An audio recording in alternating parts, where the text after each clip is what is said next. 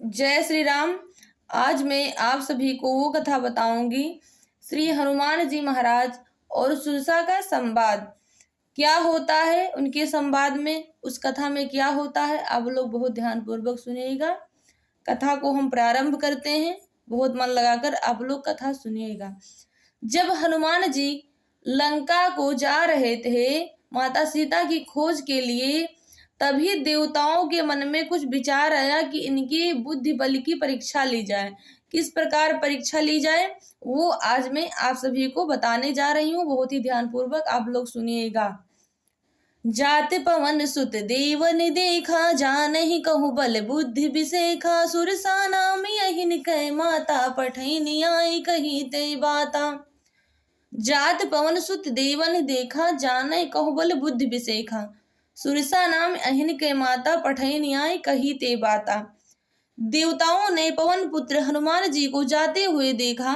उनकी विशेष बल बुद्धि को जानने के लिए परीक्षार्थ उन्होंने सुरसा नाम की सर्पों की माता को भेजा। उसने आकर हनुमान जी से यह बात कही। कौन सी बात कही, कथा में देखते हैं। आज सुरन मोहि दीन आहारा, सुनत बचन कह पवन कुमारा। राम काज कर फिर मैं आऊं, सीता कै सुध प्रभु सुनाऊं। आज सुरन मोहि दीन आहारा, सुनत बचन कह पवन कुमारा। राम काज कर फिर मैं आऊं, सीता कै सुध प्रभु सुनाऊं।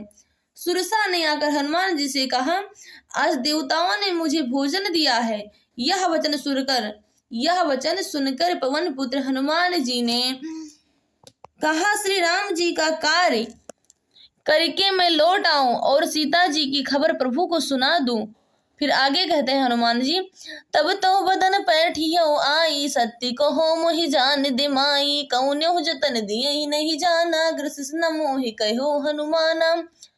तब तो बदन पैठियो आई, सत्य कहो मोहि जान दे माई। कौन्यो जतन दिए नहीं जाना, ग्रसिस न मोहि कहो हनुमाना। तब मैं आकर तुम्हारे मुंह में घुस जाऊंगा, तुम मुझे खा लेना। हे माता, मैं सत्य कहता हूँ, अभी मुझे जाने दे। जब किसी भी उपाय से उसने जाने नहीं दिया, तब हनुमान जी ने कहा, तो फिर मुझे खा ना ले। इस प्रकार हनुमान जी ने सुरसा से कहा। फिर आगे कथा में होता है, जो जन भरते ही बदन पसारा, कपितन कीन दुगुन विस्तारा। सोरा जो जन मुक्ति ठायु, तुरत पवन सुत 32 भयु।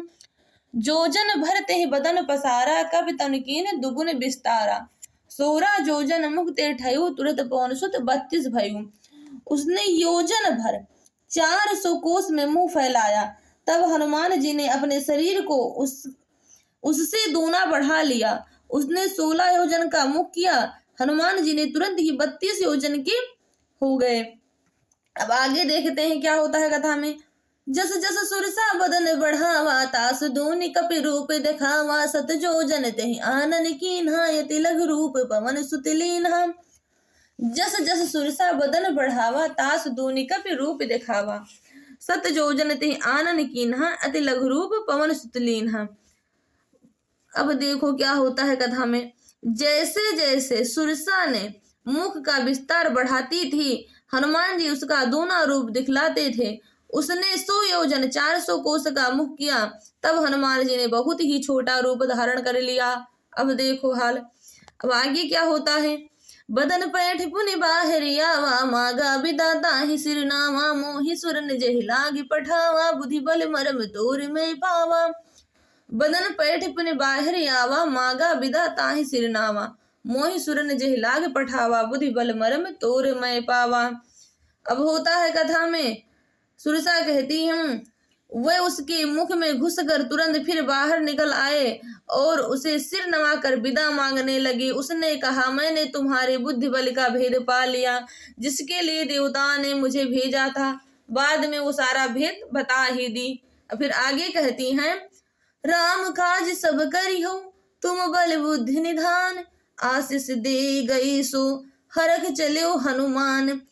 तुम श्री रामचंद्र जी का सब कार्य करोगे, क्योंकि तुम बल बुद्धि के भंडार हो। यह आशीर्वाद देकर वह चली गई। तब हनुमान जी हर्षित होकर चले। इस प्रकार हनुमान जी का परीक्षा हुआ सुरसा के साथ में और हनुमान जी जीत गए। इसी प्रकार अगर हम हनुमान जी की पूजा करते हैं उनका चिंतन करते हैं, उनका ध्यान करते हैं, तो हमारे सारे कार्य पूरे हो जाएंगे, कोई कार्य हमको कठिन नहीं लगेंगे। कहते भी हैं ना कि कौन सो काज कठिन जग माही, जो नहीं हो तात तुम पाही। इसी प्रकार हनुमान जी हर एक कार्य में जीतते थे, कभी हारे नहीं वो, कोई कार्य उनके लिए कठिन नहीं हुआ। इसी प्रकार अगर हम उनकी भक्ति करते हैं तो हमारे लिए कोई कार्य कठिन नहीं होगा। हम श्री हनुमान जी की ये कथा अवश्य सुने, क्योंकि ये विजय प्राप्त करने वाली कथा है। हमें हर एक परीक्षा में अच्छा परिणाम देने वाली कथा है। कभी हम हारेंगे नहीं, हमेशा जीत ही होगी हमारी। इसीलिए हम इस कथा को अवश्य ही सुने और हनुमान जी की भक्ति करते रहें। आप सब लोग बहुत ही ध्यान पूर्वक इस कथा को सुनिएगा और मन लगाकर श्री हनुमान जी की भक्ति करिए। फिर हम मिलते हैं अगली कथा में। जय श्री राम।